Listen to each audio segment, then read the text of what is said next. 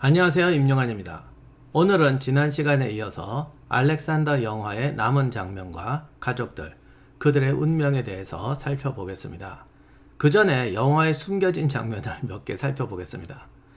로센 감독의 56년작에서 알렉산더의 부하들은 거의 대사도 없습니다.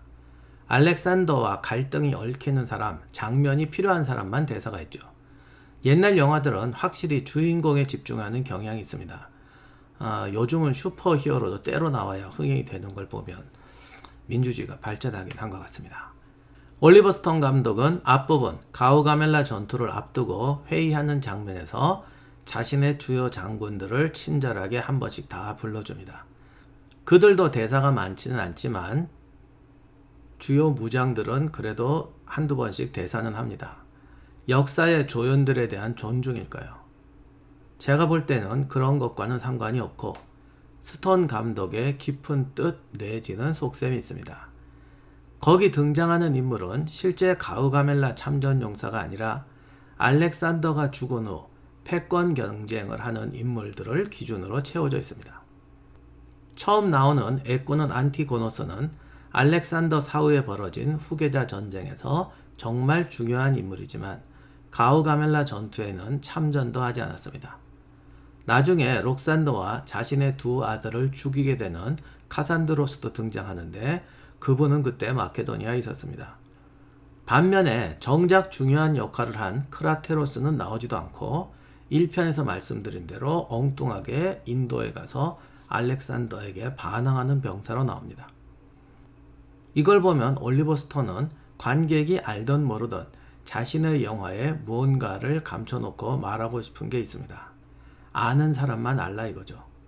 뭘 알라는 걸까요? 제 생각에는 본인도 이 영화에서 알렉산더에 대한 해석이 너무 파격적이라는 걸 인식을 했고 따라서 비판이 들어올 거라는 사실을 알았겠죠. 그런데 이런 비판을 누가 할까요? 알렉산더의 전기를 읽어보거나 잘 아는 사람이 하겠죠. 그래서 이런 장면을 넣는 겁니다. 나 그냥 아무렇게나 생각해서 쓴 거 아니야. 이 정도로 충분히 공부하고 디테일하게 조사하고 합리적이고 현대적인 해석을 한 사람이다. 따라서 이 장면은 사실은 알 사람만 알아라는 관객 모독이 아니고 나를 비판하려는 사람은 내가 이 정도로 공부하고 연구한 사람인 걸 알고 비판해라. 이런 의미로 넣어둔 겁니다. 알렉산더의 마케도니아 왕가는 자신들을 스스로 헤라클레스의 자손이라고 했습니다. 헤라클레스의 고향은 펠레폰네소 반도에 있는 아르고스 지역입니다. 원래 그 지역 전설이 헤라클레스였는데 이게 이제 전 그리스로 퍼져 나간 거죠. 그래서 나중에 로마 시대의 이 알렉산더 전기 작가들도 왜 얘네가 헤라클레스 자손이냐 뭐 이런 생각을 하긴 했던 것 같아요. 당시에도 아마 특히 그리스 사람들 그 마케도니아 왕가가 그러니까 정말 기분 나빴을 것 같아요. 근데 뭐 어떡하겠어요. 힘센 놈이 그렇다는데. 알렉산더의 어머니 올림피아는 일리리아라고 그리스 서부 북쪽, 지금의 알바니아 지역을 지배하던 에피로스 왕가 출신입니다. 여기도 사실은 지금도 그렇지만 그리스 사람들이 이게 정통 그리스로 안 치던 지역입니다. 이 왕가는 또 자신들이 아킬레스의 후손이라고 했습니다. 아킬레스도 테살리아 지역의 왕이라서 알바니아 쪽하고는 관련이 없습니다. 근데 뭐 또 그렇게 주장했대네요. 뭐 후손이 이사해서 살았다고 하면 할 말이 없죠.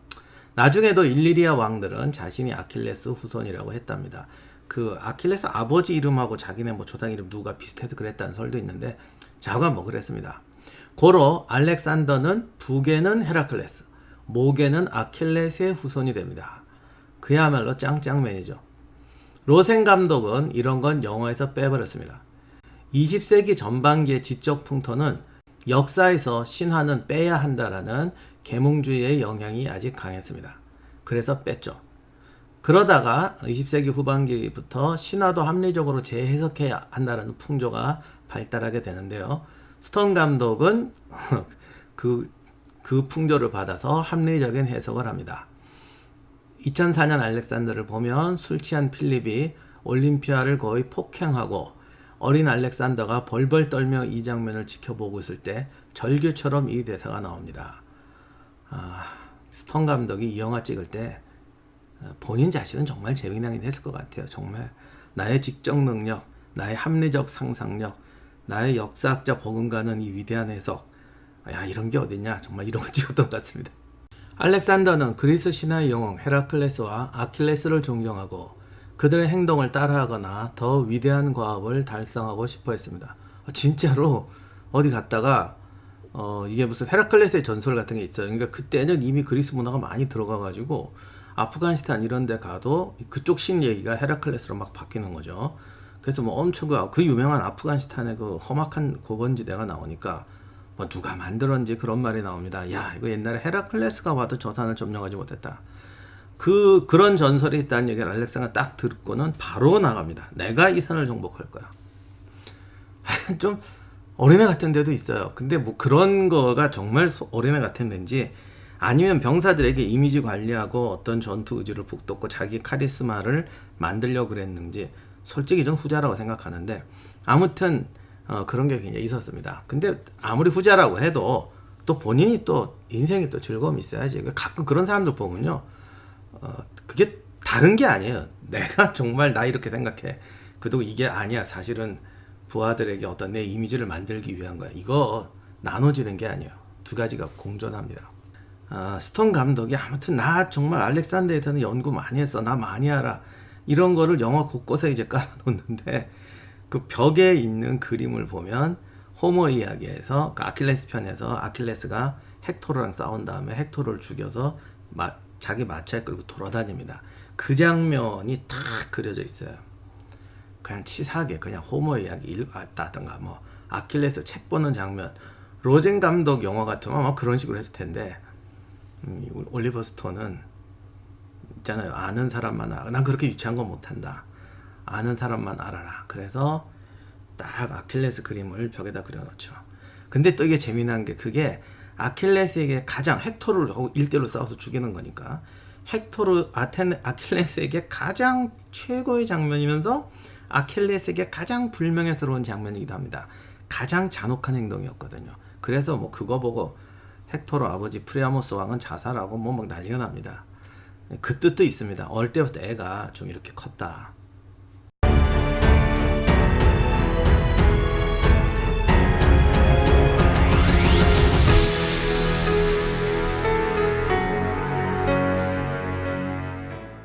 (56년작에서) 알렉산더는 패장인 멤논과 말다툼을 합니다. 멤논이 알렉산더를 비난하자 알렉산더는 너는 국민의 배신자라고 비난하죠. 멤논이 우리는 자유를 위해 싸웠다고 하자 알렉산더는 아니 돈을 받고 싸웠지 라고 비아냥거립니다. 실제 역사에서 멤논은 포로가 되어서 영화처럼 죽지 않고 병사합니다. 하지만 영화에서 묘사된 둘의 대화는 역사적으로 꽤 중요한 의미가 있습니다. 이건 영화가 잘한 건데 그 긴 스토리를 그 한 장면을 통해서 압축했던 거죠. 알렉산더는 자신이 그리스 총연합군의 사령관이라고 합니다. 그리고 실제 이 대화처럼 페르시아 편에서 싸운 그리스 병사들을 반역자 배신자로 간주합니다. 영화에도 나오지만 포로가 된 아테네 출신 병사들을 마케도니아 탄광으로 보내죠. 이 갈등의 배경에는 알렉산더의 어떤 역사적 위치에 대한 중요한 의미가 있습니다.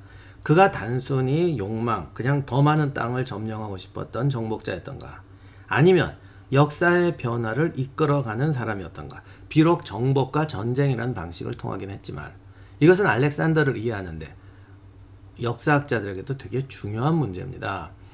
그런데 문제는 당시 알렉산더가 이미 그것을 알았다는 거예요.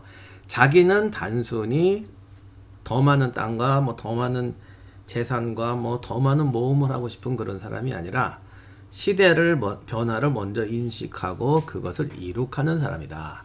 그는 국경과 문명을 넘어선 통합된 세계를 꿈꿨습니다. 그것이 그럼 히틀러도 똑같지 않냐 이렇게 비난하는 사람도 있는데 제가 그런까지 말씀드리긴 그렇고 많은 과거 역사학자들은 어쨌든 그 시대는 제국으로 가던 시대였다라는 걸 인정을 합니다. 히틀러의 꿈은 반대라는 거죠. 민주주의와 국가의 독립이 만들어지던 시절에 알렉산더가처럼 물리적인 제국을 만들자고 하는 것은 그건 파괴자이고 약탈자다. 이렇게 규정을 내립니다. 거기에 대해서 지금도 히틀러 칭찬하는 사람도 있고 알렉산더를 히틀러가 똑같다고 생각하는 분도 있으니까 제가 뭐 거기에 대한 평가지는 뭐라고 할 수는 없고 그렇다고만 말씀드려요. 아무튼 그래서 알렉산더는 자기가 시대의 사명, 즉 세계의 통합을 이루어 나가는 사람이다. 그래서 자신은 마케도니아의 정복자가 아니라 그리스의 통합자라고 얘기를 했던 거고, 영화에서 멤논이 주장하는 거는 너는 피해 굶주린 마케도니아의 폭력적인 지도자일 뿐이다 라고 말하는 겁니다. 56년작에서 멤논의 죽음은 알렉산더의 세계관을 보여주는 동시에 알렉산더와 멤논의 부인이었던 바르시네의 멜로를 위한 설정으로도 작용합니다. 역사적으로 바르시네가 알렉산더의 정부가 되었던 것은 맞습니다. 정식 결혼은 안 했지만 아들까지 낳습니다. 아들 이름을 헤라클레스라고 짓습니다. 근데 이제 영화로 돌아오면 바르시네는 알렉산더의 정치관에 되게 비판적입니다. 게다가 이 알렉산더가 자기 남편까지 죽였어요. 그런데도 알렉산더와 연애를 합니다. 이게 56년작에는 확실히 그 여성관이 상당히 다른데, 요즘도 드라마에 운동권 여성이 재벌 회장 아들하고 연애하는 설정이 가끔 있더라고요. 근데 또 전에 또 무슨 드라마 봤는데 그냥 막 되게 재벌에 비판적이고 막 사회의식 충만한 애가 또 재벌 회장 아들하고 사랑에 빠져서 막 이러는 거 있어요. 사실 이런 게 어떻게 보면 여성에 대한 진정한 조롱이라고 생각할 수도 있는데, 또 뭐 아니다, 남녀를 떠나서 인간의 본성이란 게 그렇지 않냐, 국경 뛰어넘고 뭐 뛰어넘고 뭐 뛰어넘는 게 사랑인데 이런 걸 그린 거다, 뭐 이렇게 하면 할 말은 없는데, 왜 또 꼭 운동권 여성하고 재벌 아들로 설정하냐 라고 말하면 또 그 부분도 또 그래요. 역사에서 바르시네는 정식 부인이 아니라 정부였습니다. 그리고 정말 이 시대에 그건 좀 이상한 게, 알렉산더의 아들까지 낳았는데 알렉산더의 허락 아래 딴 남자와 결혼까지 합니다. 그 한 지역의 태수였습니다. 그리고 아들 헤라클레스도 자기가 데리고 와서 키웁니다.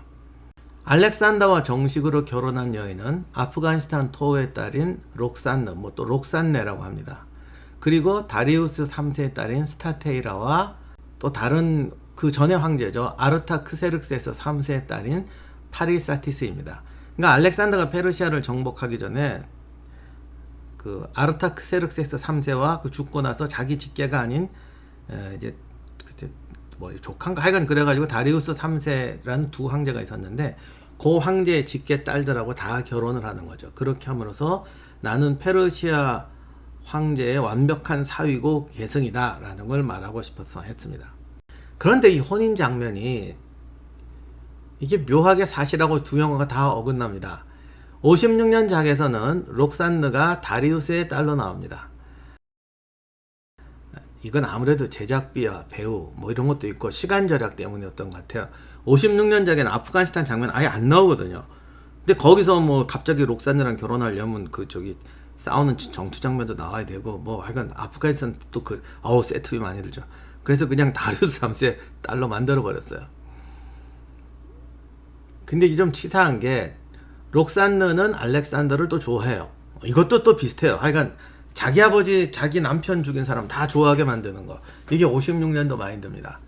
그런데 알렉산더는 록산느와는 거의 정략 결혼이고 마음은 바르시네에게 있는 것처럼 나옵니다.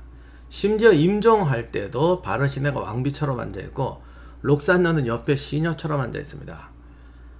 이거는 정말 제가 봐도 그런데 50년대다 보니 주 고객인 백인 관객들이 알렉산더가 백인 연인을 버리고 유색인종 여자를 정비로 두는 게 영 마음에 안 들었던 모양이에요. 그래서 바르시네를 찾아가지고 그냥 그 배우는 아마 영국 배우일 텐데 끝까지 알렉산더의 부인처럼 설정을 해놓습니다.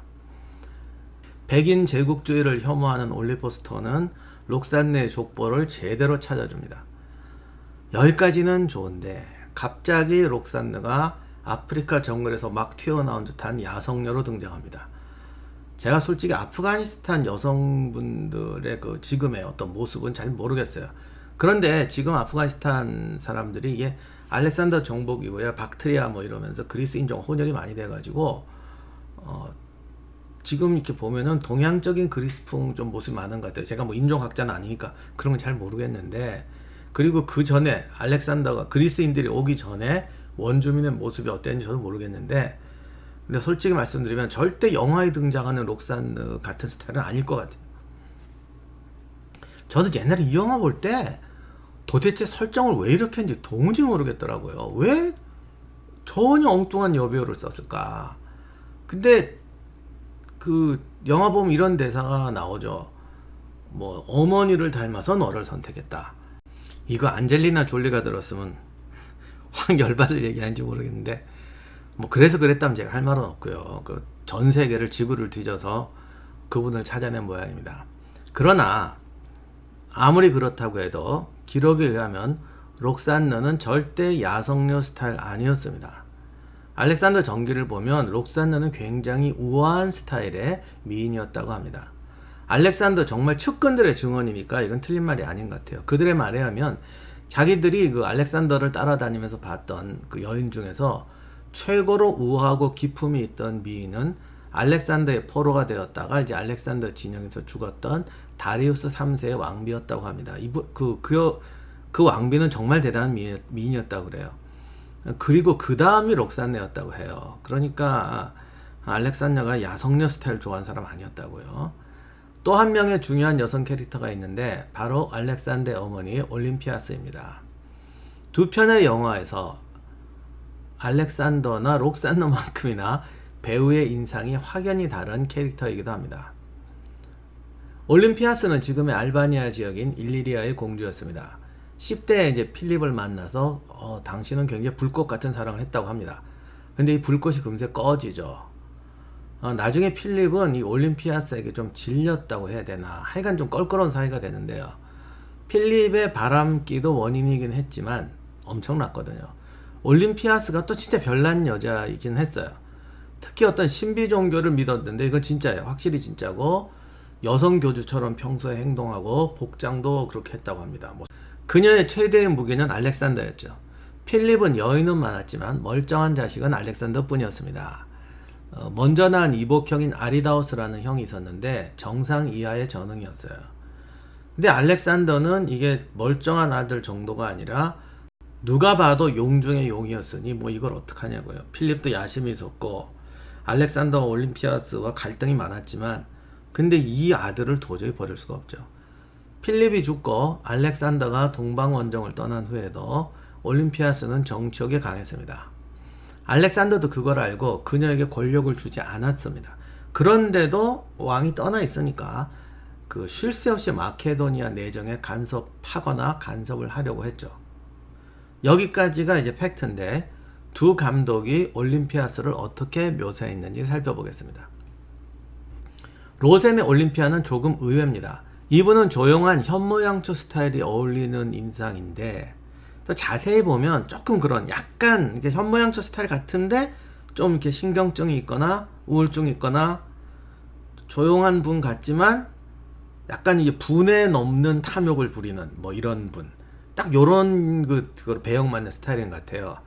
제가 볼 때는 요런 배역을 설정한 것도 역시 50년대의 인식, 사회적으로 여자가 감히 뭐 아까 말씀드렸잖아요. 뭐 여자는 뭐 저렇게 운동권 하다가 재벌 회장 만나면 확가닥 넘어가는 애야. 이런 인식이 강할 때였던 것 같습니다. 그래서 올림피아를 능력에 비해 욕심만 많은 그런 신경증적인 여자로 설정했던 것 같습니다. 그러고 보니 우리나라 드라마에도 이런 배역 잘 나오는 것 같아요. 사장님은 후덕한데 사모님은 아무것도 모르고 욕심만 많고 경영에 간섭하고 부하 직원들 닥달하고 얼핏 보면 참해 보이는데 깊이 알고 나면 능력에 비해서는 되게 욕망만 세고 이것이 56년작 올림피아스의 컨셉입니다. 올리버 스톤은 올림피아스에 대한 과거의 왜곡된 여성관을 타도하려는 듯이 올림피아스 역에 여성 파워를 부여합니다. 그래서 가장 말맞았던 캐스팅 안젤리나 졸리판 올림피아스가 탄생합니다. 그 올림피아스가 굉장히 센 여자고 그 아들 알렉산더는 아빠에 대한 실망, 강박감, 엄마에 대한 뭐 저런 거 이거 못 견뎌서 지구 끝까지 이렇게 달아난 설정 이해는 하는데 그래도 그 강함은 우리가 알고 보통 평소에 그 안젤리나 졸리의 또 이 강함하고 좀 달라 이미지가 달라가지고 뭐 하는 사람이 이거 정말 골치 아파했는데 스톤이 말하고 싶었던 건 강한 여자였던 것 뿐이에요. 안젤리나 졸리가 게다가 75년생이고 콜린 파렐이 76년생이어서 더 거북했죠. 다행히 졸리가 한 살이 많긴 많네요. 알렉산더와 록산느의 결혼은 오랫동안 역사학자들에게 미스터리였습니다. 많은 학자들이 아프가니스탄의 험지에서 알렉산더가 고전하다 보니 지역의 실력자였던 록산느 집안의 협력을 얻기 위해서 정략 결혼을 했다고 해석합니다. 최근에는 특히 이런 해석이 대세인 듯한데 저는 그건 아닌 것 같아요. 알렉산더는 록산느의 아버지가 농성하던 요새를 함락하고 록산느를 포로로 잡습니다. 물론 록산느와 결혼한 다음에 그 집안이 알렉산더의 지지자가 되고 그 지역을 통치하는 데 도움을 주는 건 맞지만은 아무튼 그거는 다른 방법으로 그건 가능하거든요. 그리고 페르시아의 공주라면 모를까 이 작은 지역을 정복하기 위해서 또는 다스리기 위해서 정략 결혼을 하기에는 알렉산더라는 인간의 자존심이 허락하지 않죠. 사실은 인도 갈 때에도 어느 지역을 점령하고 그 지역의 왕비를 그 통치자로 세우고 자기가 동거해서 아들까지 낳은 적도 있습니다. 그래도 결혼 안 했습니다. 그래서 저는 이 록산나의 결혼은 그냥 오랜 전투로 그 사람도 인간인데 지치기도 했고 자기도 자식을 보아야 하고 록산느도 뭐 이상야이고 해서 결혼했다고 보는 게 오히려 옳다고 봅니다. 영화에는 나오지 않지만 알렉산더가 죽은 후에 이 여인들의 인생은 어떻게 될까요? 알렉산더가 죽고 얼마 지나지 않아 두 번째, 세 번째 부인이 되었던 페르시아의 공주들은 록산네에게 살해당합니다. 록산네의 단독 행동은 아니고 그녀의 후견인이 되었던 알렉산더의 장군 페르디카스와 공동 음모였다고 합니다만 록산느가 보낸 편지를 보내서 받고 만나러 왔다가 살해됩니다. 근데 록산느도 죽여야겠다는 생각을 했던 것 같아요. 록산느는 공주들의 죽음을 우물에 던져 넣었다고 하죠. 이 직전에 록산느는 아들을 낳습니다. 역사에서는 이 사람을 알렉산드로스 4세라고 합니다. 록산느가 임신 9개월일 때 알렉산더가 죽었습니다. 장군들은 후견인이 되어서 곧 나올 아들 알렉산드로스 4세가 성인이 되는 기원전 311년이 되던 해에 그를 즉위시키기로 합니다. 물론 이 약속은 지켜지지 않고 금세 후견인들 간에 내전이 벌어집니다.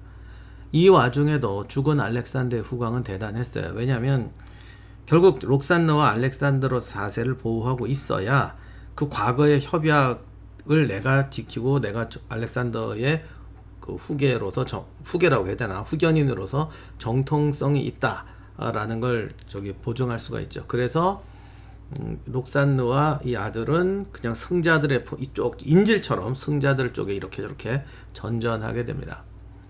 마침내 마케도니아로 가게 되는데 하지만 점점 이용 가치가 떨어지자 당시 마케도니아를 지배하던 카산드로스가 록산느와 4세를 암피폴리스라는 마케도니아 북부의 도시로 보내 살게 합니다. 그러다가 기원전 316년경에 4세가 13세에서 14살 정도, 록산느가 30살쯤 되었을 때 모자를 살해합니다. 어떻게 둘을 죽였는지, 시신을 어떻게 처리했는지는 기록이 없습니다. 1977년에 마케도니아에서 왕릉급 고분이 발견되었는데요. 그 중에 하나가 이 4세의 무덤이라고 추정되고 있습니다. 물론 증거는 없고 그걸 또 다른 사람 무덤이라고 보는 이론도 있어요. 이번 10월에 제가 답사를 가면은 암피폴리스하고 그 고분을 둘러볼 예정인데 그때 그걸 보고 나서 한번 리뷰를 하겠습니다. 올림피아스는 알렉산더가 죽은 후에도 정치적 욕심을 버리지 않죠. 어쩔 수 없었을지도 몰라요. 왜냐하면 가만히 있어도 제거당할 수 있으니까요. 그러나 올림피아스가 뭐 그거 아니래도 그 전부터 정치 욕심을 내고 있었으니까. 근데 이게 제가 로센 감독의 그 여성만을 따라가는 게 아니고 실제 역사적으로 올림피아스 행동을 보면 욕심에 비해선 정세 판단이 안 돼요. 그래서 이런저런 우여곡절을 겪다가 결국 패배자의 길로 갑니다. 그래서 카산드로스가 보낸 자객에게 살해됩니다. 그녀의 최후는 굉장히 참혹하고 비참했다고 알려져 있습니다. 알렉산더의 이복형이었던 아리다우스는 나중에 이제 필립 3세로 즉위하는데 아리다우스 필립 3세와 그 부인을 죽인 사람은 올림피아스였습니다. 그러니까 이미 손에 피를 묻혔고 록산느도 피를 묻혔네. 어떻게 보면 굉장히 억울한 것 같지만 본인들도 이 험한 싸움에서 다 뭐 싸웠기 때문에 어떻게 이렇게 좀 억울한 죽음이었다라고까지는 할 수는 없고 그냥 권력을 둔 싸움에서 패자의 운명이었다라고 말할 수 있겠네요. 올림피아스가 낳은 딸이 또 있었어요. 알렉산더의 여동생이죠. 이름이 클레오파트라인데 이 클레오파트라도 나중에 비극적인 죽음을 당합니다. 자, 이제 남은 사람이 바르시네와 바르시네가 낳은 아들 헤라클레스인데, 헤라클레스는 바르시네의 보호 아래 조용히 성장했습니다. 이 내전도 거의 끝났어요. 이제 대체로 이게 승자들이 결정이 났는데 17세쯤 되었을 때 올림피아스를 죽였던 카산드로스가 마케도니아를 지배하고 있는데, 아마 군대의 힘은 떨어지지만 헤라클레스를 데리고 있음으로 해서 어떤 마케도니아 사람들에게 알렉산더의 향수를 불러 넣어주고 자기의 정통성을 확보하려고 했던 것 같습니다. 그러자 카산드로스가 제안을 합니다. 헤라클레스를 죽이면 너한테 땅을 떼어주고 이전 일은 없던 걸로 하겠다. 이때는 사실 서로들 내전에는 신물이 날 만큼 난 상태긴 했죠. 그러자 폴리페르코는 즉시 헤라클레스를 불러서 살해해버립니다. 카산드로스는 폴리페르콘과 했던 약속을 지켜서 폴리페르코는 남은 여생을 행복하게 살았다고 합니다. 알렉산더의 남은 가족들은 이렇게 거의가 비극적인 최후를 맞이합니다.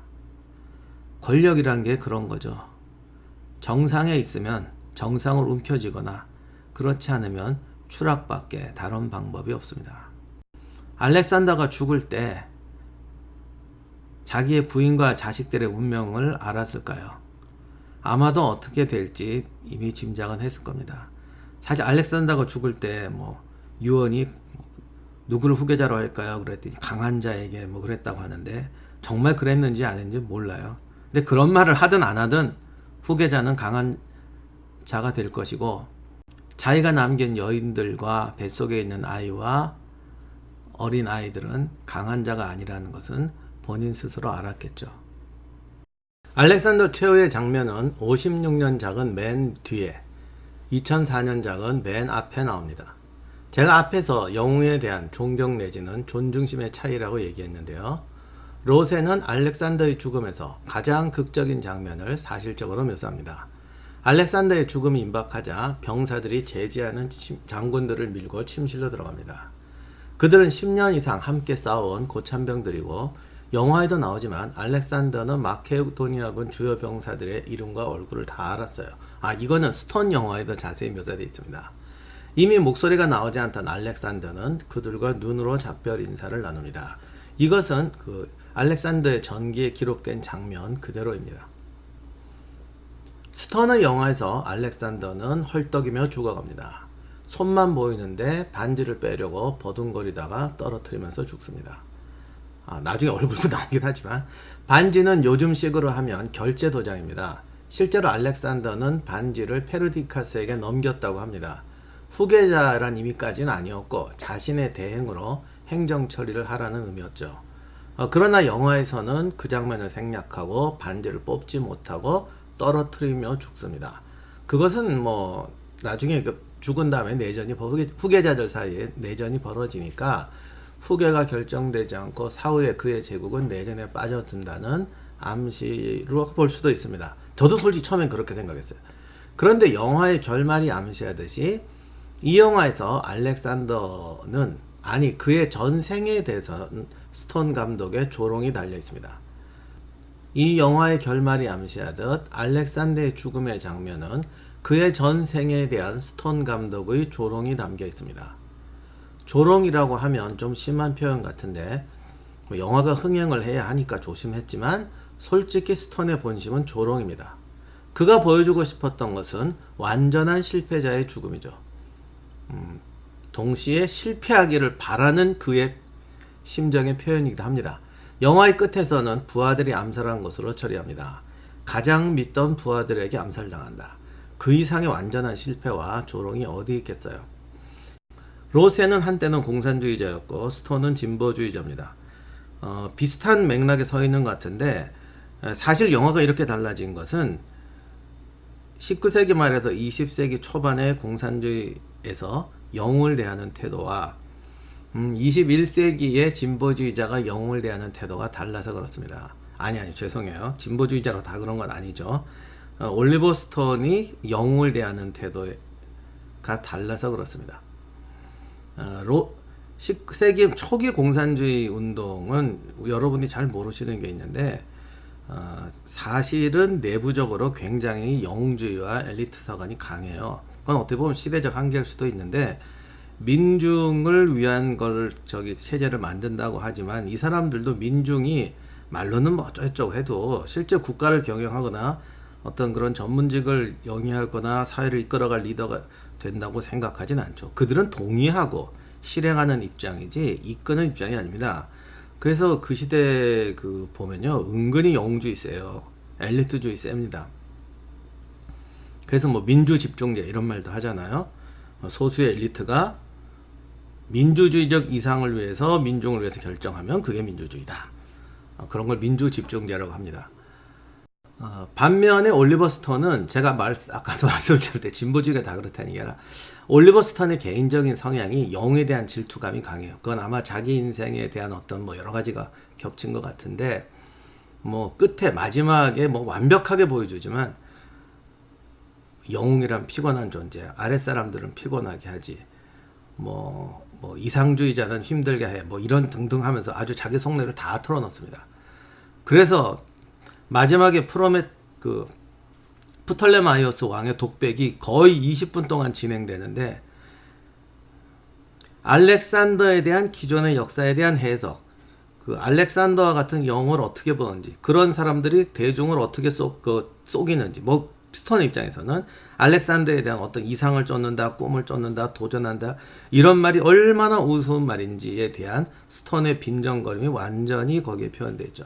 제가 거기에 대해서 뭐 평가까지 하고 싶진 않아요. 본인이 그렇게 생각한다는데 동조하시는 분도 있을 거고 그럴듯하게 느껴지는 분도 계실 텐데 아무튼 올리버 스톤의 심정이 그렇게 나온다라는 것까지만 말씀드리겠습니다.